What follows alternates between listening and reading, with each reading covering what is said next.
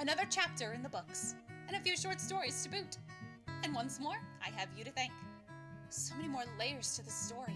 Gods that walk among us, civilizations of the dust, and that saplings can be made with. When you think of it like that, it's a terrifying thought that your life can be corrupted, singularity destroyed by a forced amalgamation of your body and your will. Do you think they'd fight back if they could?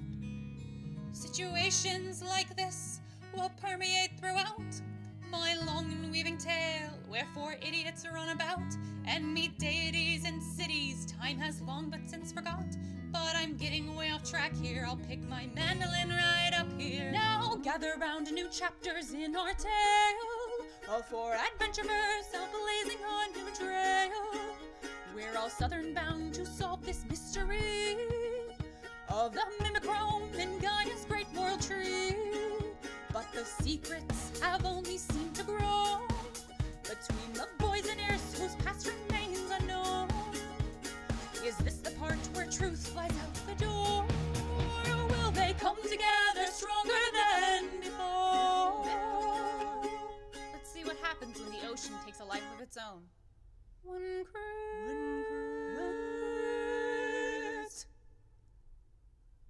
Happens.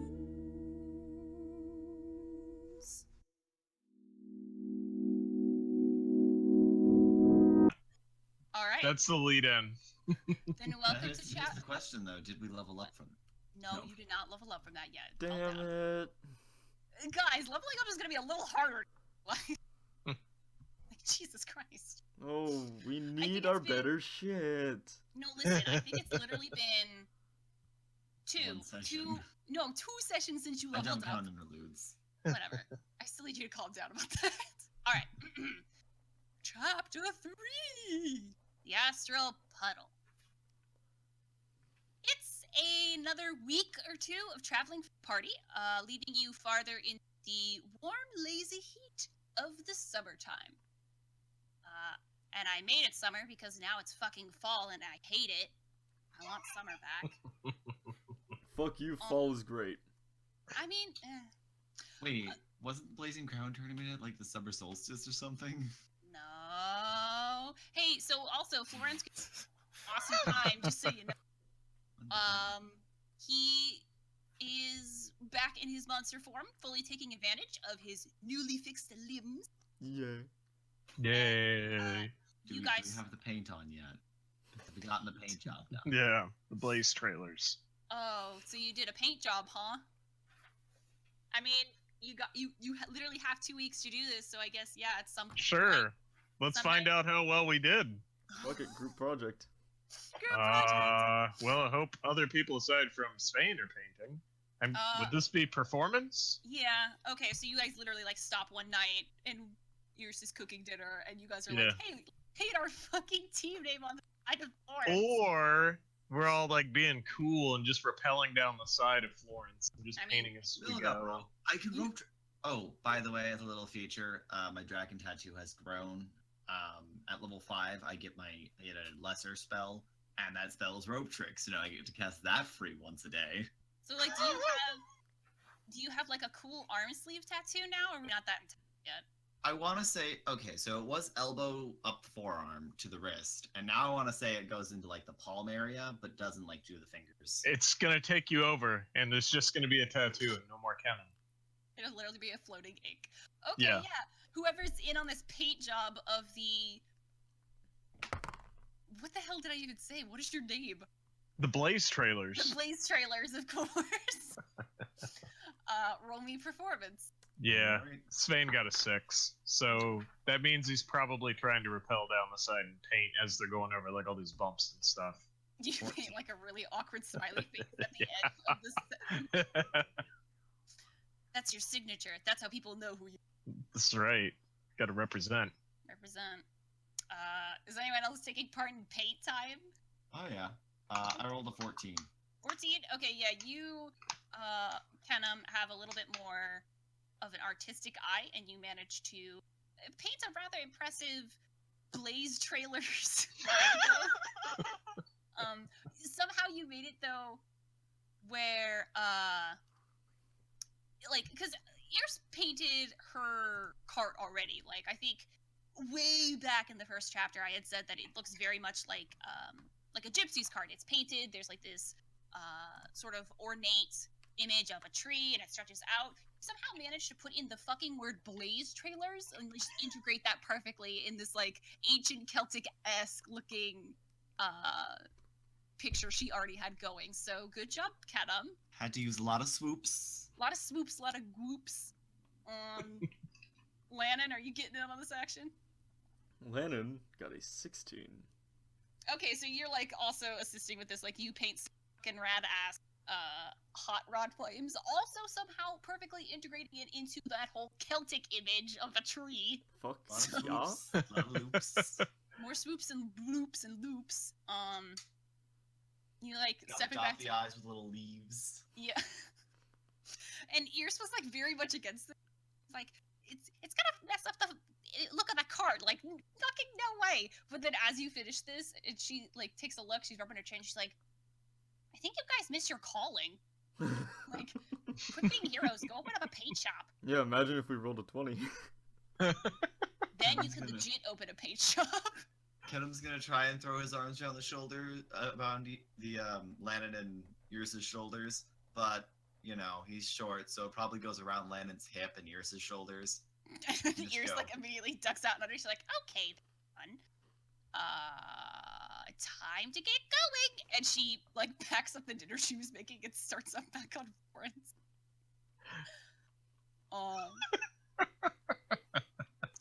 So you guys continue traveling. The landscape has far since shifted from this sort of endless ocean of grass to these endless dunes of sand.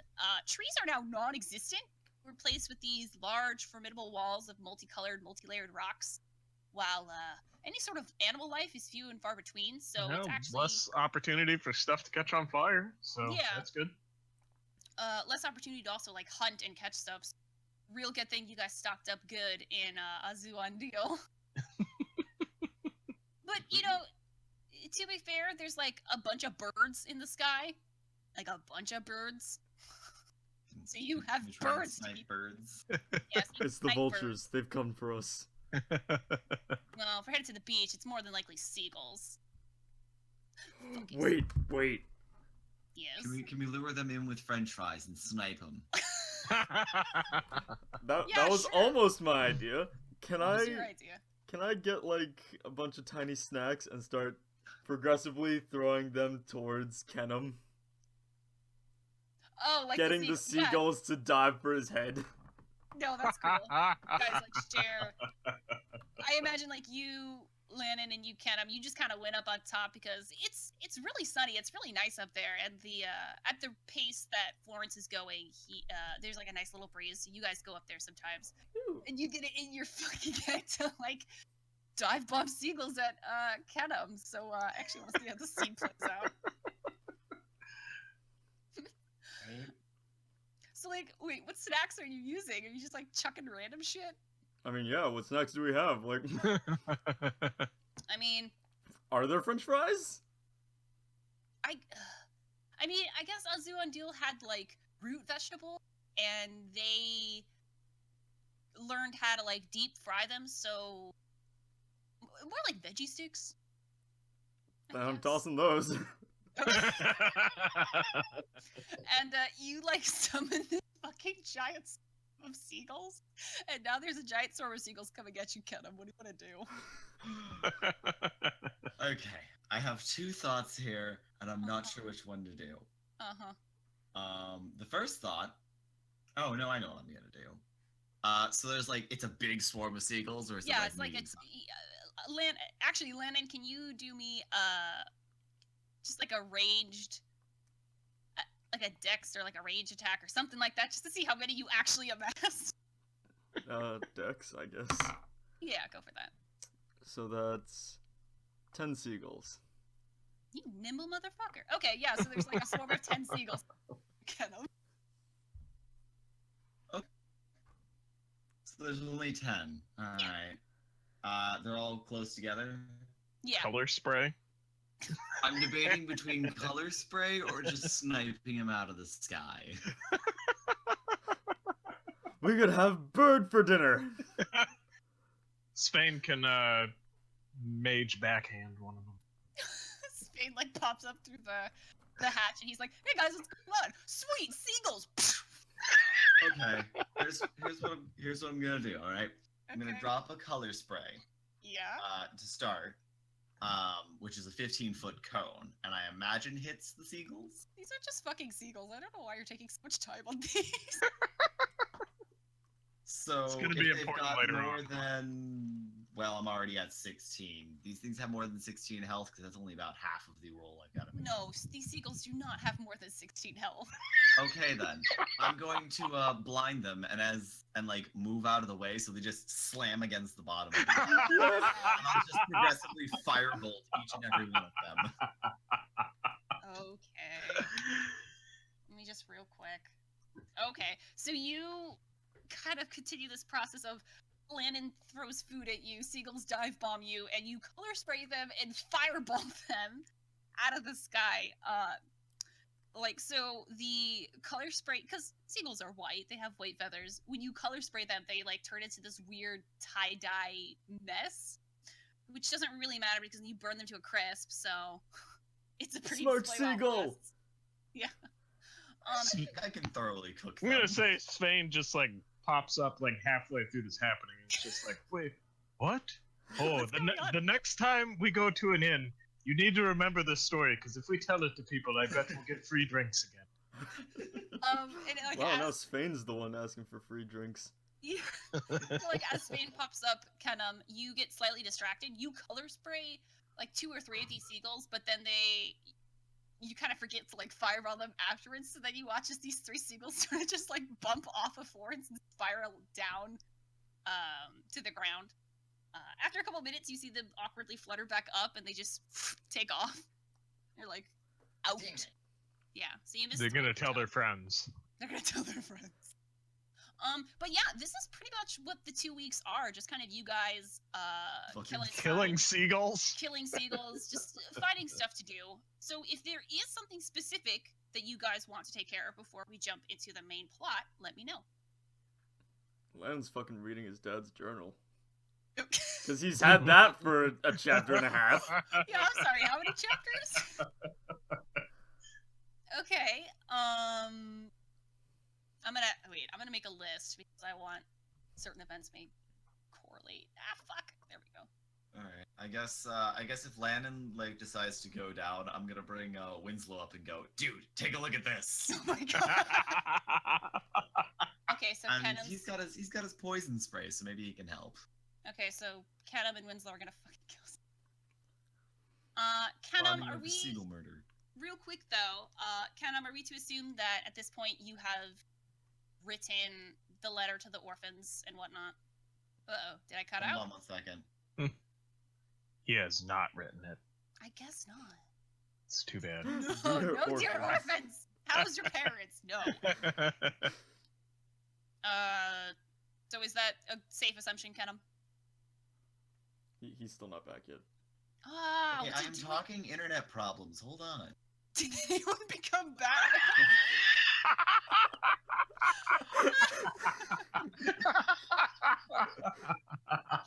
I'll be proud of you if you did. Well, I was just gonna say, safe assumption that Kennam probably did write his letter. Maybe like during the first couple days of your trip, Lannon, you get the letter from your mom vis-a-vis Phoenix. Mhm. Sorry. Someone's been stealing our internet. So Internet. Oh. it's Chase. Damn it, Chase. I know who that is too. The company? Like the Yeah. bank? No, it's The whole bank stole your internet. Yeah. All right. Damn it. Okay, just for clarification, poor Lobe is having some internet wiggities, so he's typing some very witty responses in our chat bar. With the recent one being, "Dear orphans, have you been stealing internet?" So A+. But yes, Kennam, you wrote the thing then. Yeah, I wrote it. Okay, good. I was about to be like, damn it, muffins. So this probably happened a couple days before. Lannon, you got your, like I said, letter from your mom, which I can read really quick if you are fascinated to hear what it says. If Yeah. not, okay. So you open it up and it says, "Hello, sweetheart. As you can see, I've scraped together enough energy to write incomplete sentences. Yay! Found some extra time as well. There's something about a well-built wall that puts the mind at ease. Especially good timing, given how our neighbors, and neighbors is in quotation marks, have made the first move. No casualties, thankfully, though Travis reminds me we will need a response. As always, your input is valuable to me." And the letter reads on to say, "The castle continues to improve both in strength and aesthetics. It seems your suggestion of flowers have spurred on quite a few interior decorators. Your sisters are enjoying the company, and your brother is at home with me, planning our next step. We've managed to ascertain the location of a few rebel members within the ruined cities, but now it's a matter of a response. I hope you're doing well. Right back soon." And then you see it signed by your mom. Yay. Yay! Should I like make a response now, or If you want to think about it for a bit, you can. You could let me know later. I'll let you know later. Okay, Kennam, this is your opportunity. You see, as Lannon is writing a letter, you write a letter to the Dolphins. I'm gonna write a letter back to them, essentially saying all of the cool shit that's happened, Including the seagulls. including the seagulls. Okay. I wanna like bring in some kind of picture, send within of all the dead seagulls of various colors, with me and Winslow smiling. Okay. Okay, we'll see. I would say we can see how that goes in a minute. We'll see if he's actually smiling or not. I'm smiling. I don't know if he's smiling, but I'm sure. Yeah. I'm sure seagull murder is a good bonding technique. We can actually see. Do you want to roll me charisma real quick? Sure. Do it. 17. 17. Holy God. I have a high charisma. You do have high charisma. Yeah, like you include this picture of you and Winslow. Somebody must have drawn it. So yeah, I was about to say, is it a photograph or is No, somebody drawing? drew this. Okay. I was about to say, if it's a drawing, you can just draw Winslow however you want. You can be smiling really big.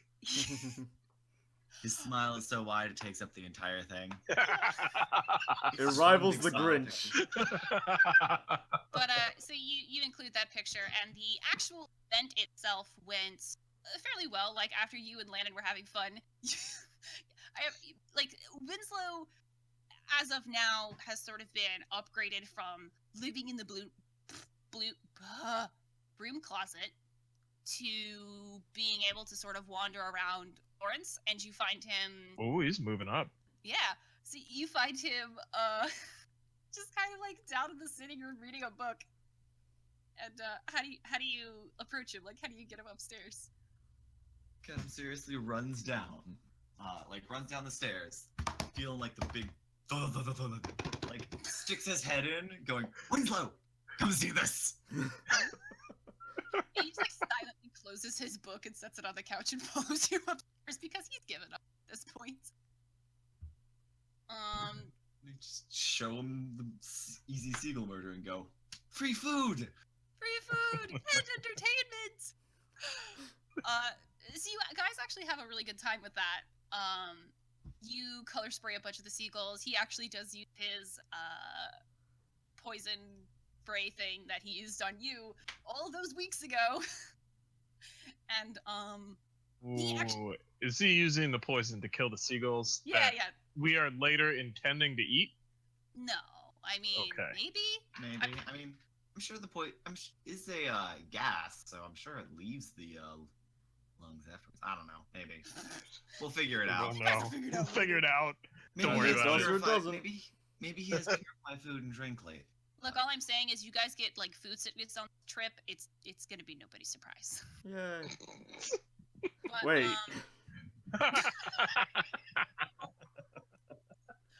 But you actually spent a couple hours doing this, and eventually you two are sitting on the top deck sort of out of breath, out of magic at this point as well, watching as all these seagulls are just running around the sky. Some of them dive bombing out of the sky because they're so disoriented they just don't even know what up is anymore. And it's a really funny sight. You guys have a good time with that. And after a minute, Winslow looks at you and he says, "Listen, Kennam, is there any way I could actually..." And then he stops.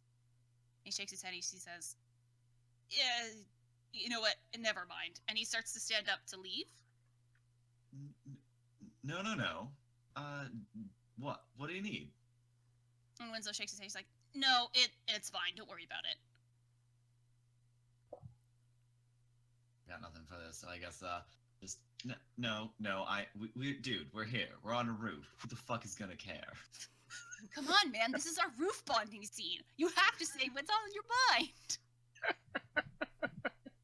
Unless it's weird. Don't tell me if it's weird. But so he sits back down and he folds his hands and he says, "Do you think I can actually borrow the stone for real this time?" that definitely depends. Last time it was looking pretty shady, my dude. You kind of gotta specify here. He says, I've been thinking about it for a bit, and then he shakes his head and he says, I don't actually even think he would want to hear from me, so never mind. I'm gonna go back in. Oh, okay. I get you, man. I get you. I actually didn't plan for it, but oh well. Yeah. No, Lobe. He does not want to talk to the orphan. Yeah, Kennam's gonna toss him the stone and go, yeah, call your broma. And he catches the stone and he looks at it for a minute. Well, that's good because I would have been flying off it. No, we're not going to lose the stone. Especially because I didn't think about it until you just said it, and now it's too late because he already caught it. Oh. I know, it would have been great. It would have been really funny. But he holds the stone for a good solid minute, just kind of staring at it, and you actually recognize this sort of posture. He did sort of the same thing back at the inn in Azuan Deal, just sort of looking at the stone, super focused on it, not really paying attention to anything else. And then, after a minute, he says, "Did you know we were supposed to open an inn together?" I mean, he was kind of a guard. I'm not sure how that would have worked, but... Inns need bouncers. I knew you were doing an inn thing. He chuckles and he sits back down. He says, No, but before the guard thing, he was going to go with me with the whole inn stuff, and I kind of thought that's where our lives were headed. I don't know. I just wanted to get out of there, and he's kind of drumming his fingers on the rock, and he says, "Oh, my God. I really messed things up, didn't I?" Yeah, a little bit. I ain't gonna bullshit you here. You really fucked the place up. And he shakes his head, and he says, "Can I tell you something, Kennam?" I mean, yeah, go for it, man. Look, it's... For the weeks that I've been on here, I 100% was down with the idea of murdering you all in your sleep and just leaving. That's why you were in the closet. Yeah, so that was actually probably a good move on your guys' part, because, I was really mad. I'm still a little mad at you guys, but, the more I think about it, the more I kind of realize I have no idea where I want to go at this point. I mean, I can't go back to Smolderen, and I don't know anything else outside of the Asher Grove. So, at this point, I'm sort of stuck here. Which sounds really sad when I say that out loud. I mean, okay, let's be honest here, my dude. Who isn't? I mean, we've got the runaway prince. Well, you were there for this, but my little business is gone. The hell only knows what Svein and Lobe are here for. I honestly have no clue, but we're all here, and yeah, we're all stuck here, but why is that a bad thing? He kind of leans back. He thinks about what you said for a bit. The stone's still kind of in his hand.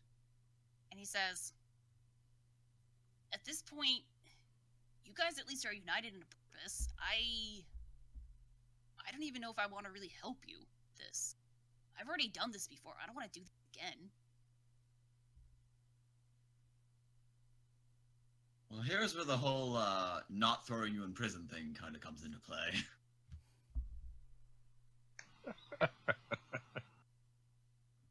We've got to finish this, and you've got nowhere to go, so at the moment, you're kind of with us. Yep, nope, kind of established that already. Yeah, so... like it or not, I'm sorry, that's kind of how it goes. Why did you come back for me? I mean, did you tell Lannon to go get me? Because I'm pretty sure he'd be fine with me rotting in Smoldervan's prison. I didn't think we'd come... Did we come back for you? Or I think you were just with us Wait. Do we need a flashback? This was I weeks don't ago. remember. I don't remember. Flashback! I want to say someone ran out to get him, but I can't remember who. Back in the first chapter... It was a character we have not met yet. No! Back in the first chapter, Lannon had ran back to go get him. And to this day, Winslow does not know why he did that. Lannon has his reasons. Yeah, I know. Just to confuse Winslow. Flashback over. Come to think of it, I don't think I told him anything. Why did he come back then? Kennam's gonna, like, look like he's about to give some grand speech about friendship and all that, and he's like, I don't know. And, Winslow stands up, and he's like, still holding the stone. He looks like he's about to give it back to you, and he stops, and he says, do you mind if I just hold on to this, then? Kennam's gonna, like, touch the stone and say, call me to Lee. Oh my god. And he nods, and he heads back down to the, Oh, I was trying to activate the stone. Oh. I was trying to call it, like, those two, Oh, already. that's what you said. Okay. Yeah. The fucking phone, I guess, starts ringing, and he's like, wait, what are you doing? Don't... Have fun! And I'm gonna cast Levitate and jump off. And, like, as you are running off this, off of the side of Florence, you hear the stone pick up, and you hear someone say, hello? Kennam, is that you?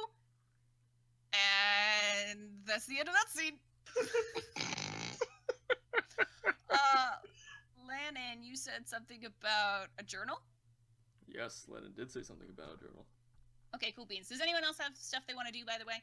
Let anyone else do whatever, because I have all day. No, I can't think of anything, so no, go for it. Okay, cool.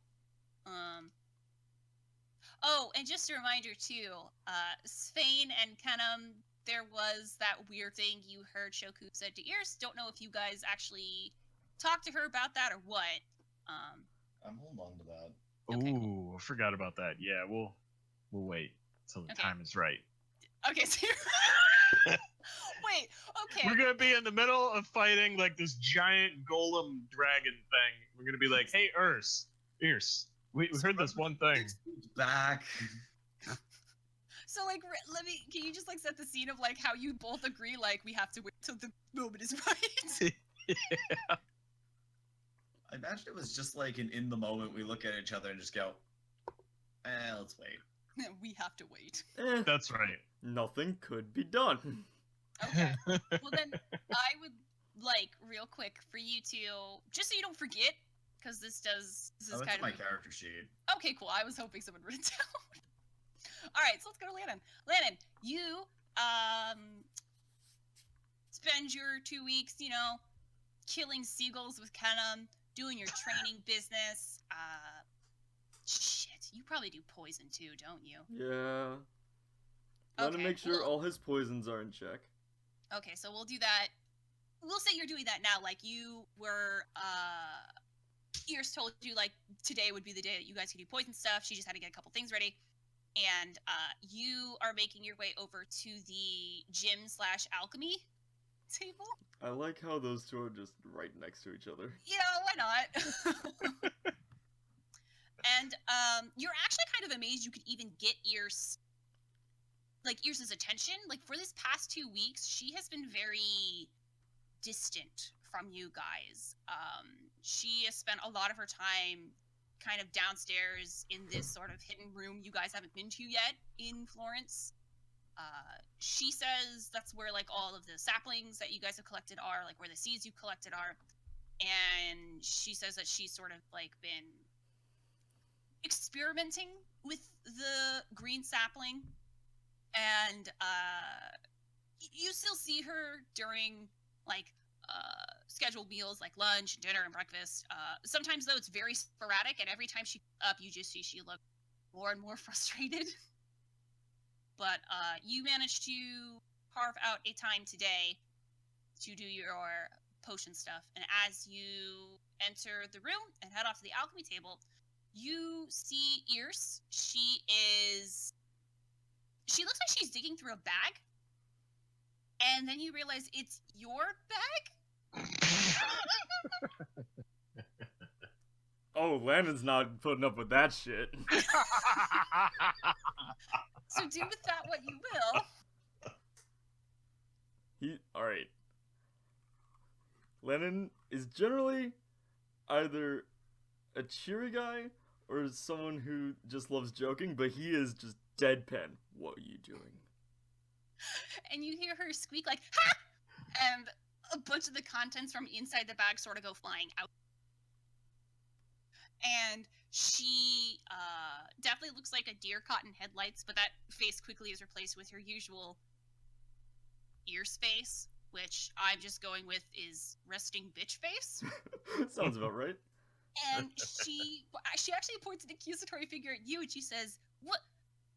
I should be asking you that, Sticky Fingers." And she pulls out a book, and it's your dad's journal.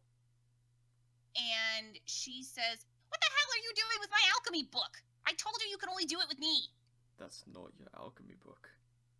Read the cover. Yes, it is. It's the exact same. And then she flips the cover. She's like, "Oh shit, wait.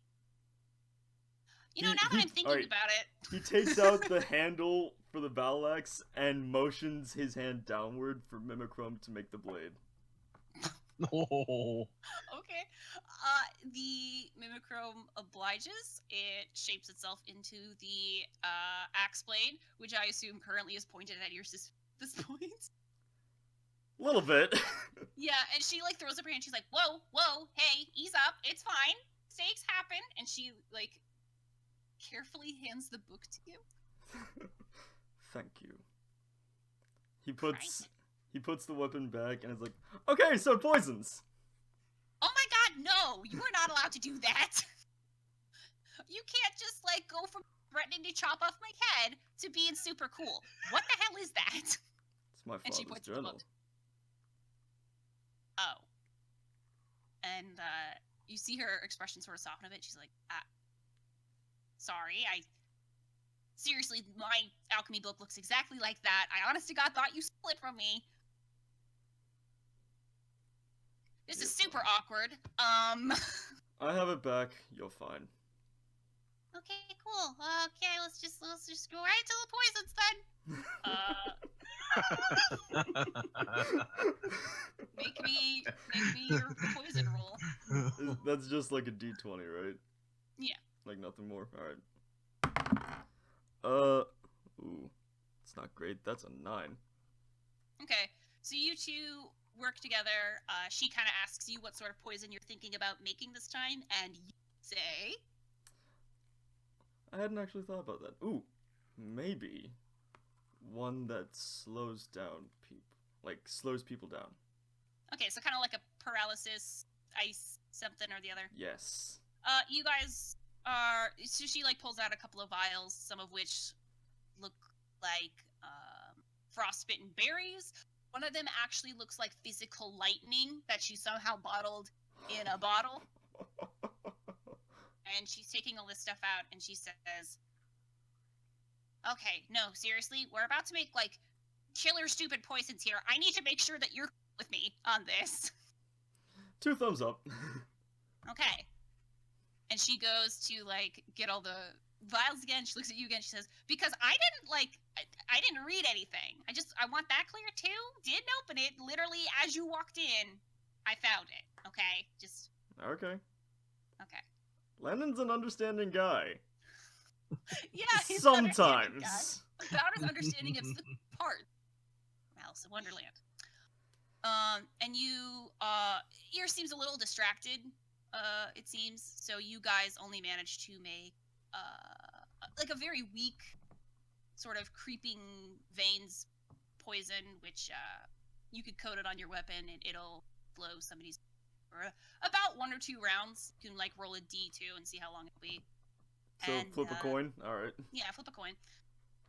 And she says, "Okay, that was super fun. I'm gonna go." She like sticks up line for the fucking exit. Lannon just has a smile on his face, like, that was funny. I love to instill fear in my boss. Hey, I mean, she shouldn't have gone snooping. But he takes the journal back out and is like, I've never actually read this thing. And he starts flipping through it. Okay. Are you gonna like read it inside this sort of dingy fighter space? Or are you gonna the sitting room or? I mean, no one else really comes into the fighter space because like nobody really needs to. So it's like a private room. Yeah, I get you.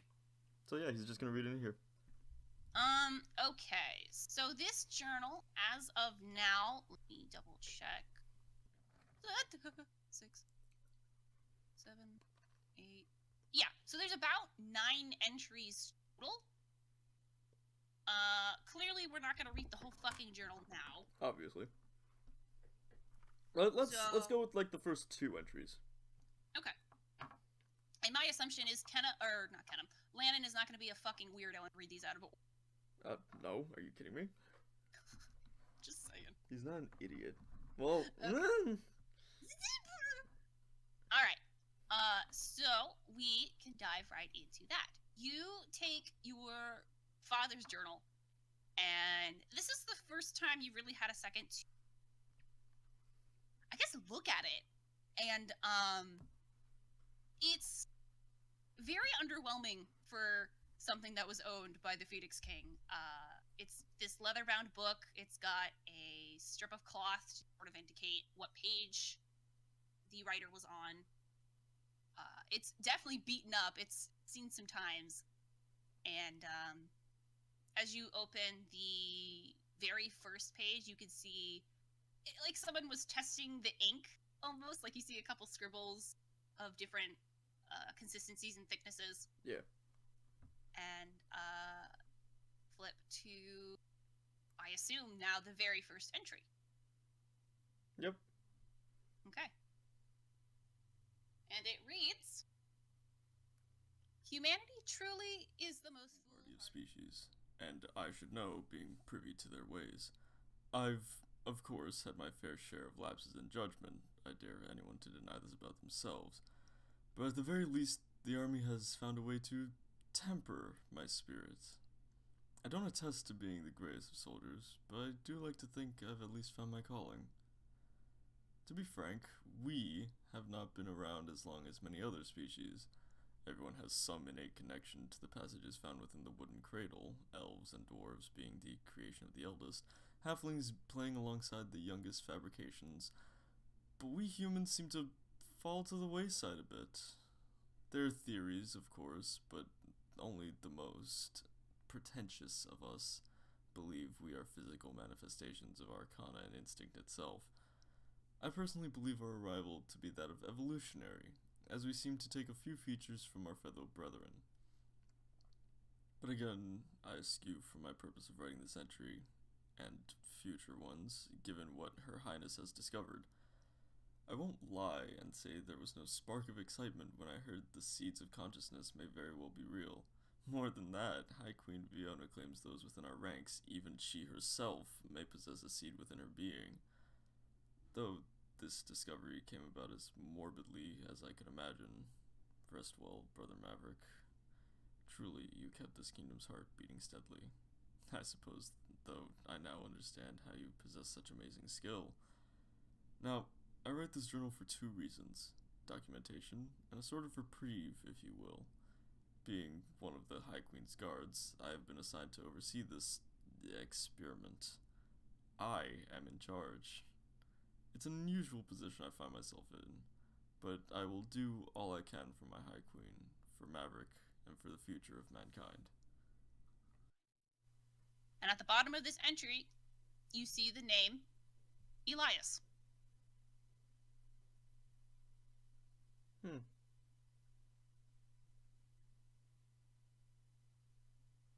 We have no other reactions.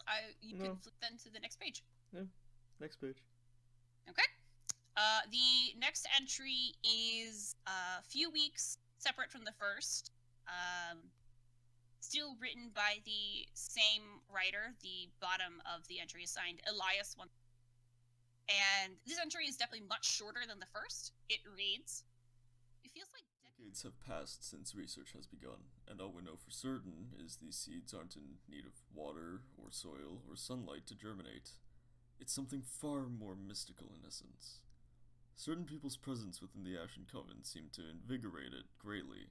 Perhaps a part of Maverick is still in there somewhere. The High Queen is not thrilled by the lack of progress, but regardless of what she believes, I find it fascinating that the seed has a sort of innate connection with others of its kind. Every so often, one of the brothers or sisters of the Coven will pass it and find something stir within their chest. At times, a light may even appear. As I said, it's not the progress Queen Fiona wishes to hear, however. She has sent a letter to Elder Nori, asking for guidance and secrecy in the matter. In a week's time, we will have members of his Elven Council come and assist us, the very best and brightest when it comes to the Arcana arts. I feel only slightly offended, but as amazing as it sounds, a human can swallow their pride." And I'm actually going to cheat because this third entry is super short, and I think it'd be a good send-off point. Okay. This one is a couple of days instead of a couple weeks, and you can tell that the handwriting has gotten a little rushed. Like before, it seems the author Elias had way more time to think about what he wanted to say and what he wanted to write. This one looks like he wrote it as if his entire world was being bombed and he had seconds to transcribe what he was thinking. And it reads, "We've introduced the head Wizard to the seed today, though I suppose that's not what wood elves call those which are magically inclined, but for the sake of simplicity, that's what I will continue to address her as. And pardon my tangent for a moment, but what a figure she is. I've fought in wars, I've seen them in armor, ordering the terrifying forces of nature itself, but she commands every eye in the room with only looks and posterity. This elf, no, this woman is a challenge I hadn't expected. A crown of greenery sits atop her head, skin dark as tree bark, and her voice, equal parts siren song and warhammer against my spine. I must know her name." And that's the end. Dear God, please tell me that's not about my mother.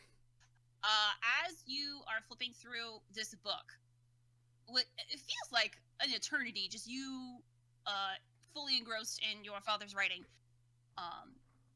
you hear something kind of go on the top of Florence, like something just rolled across it, and you hear this voice outside of the fighting to go, "What the hell was that?" Sorry, just the seagulls.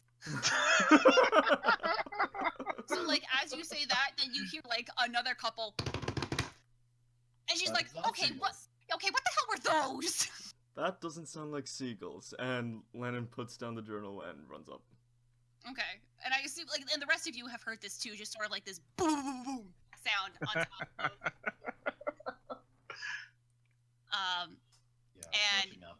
yeah. So I assume every party member at this point is making their way up to see what the hell.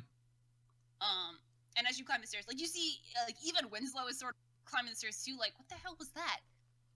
And you pop open the hatch and head to the back of, or the top of Florence to find, well, Kennam, you weren't exactly wrong. It does look like a seagull. Oh no. It's fairly kind of pushed fairly far back, sort of like, spread out along the railing like it's holding for dear life.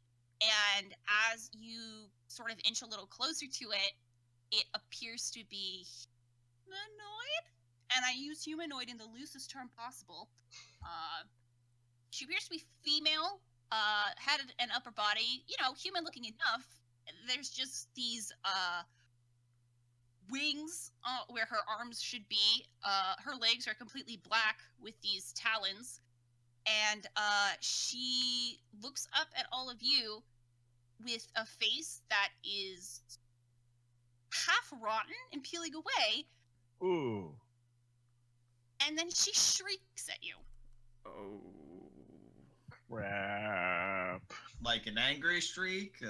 Like a you should roll initiative the next time we meet kind of angry shriek. I don't think it's a happy shriek. No. I should also note... I don't think she's one of our fangirls. No. I should also note that this strange bird woman has some strange color blotches on her wings.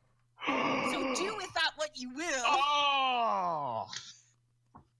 Shit. Sorry. So the next time we meet, we are going straight into initiative.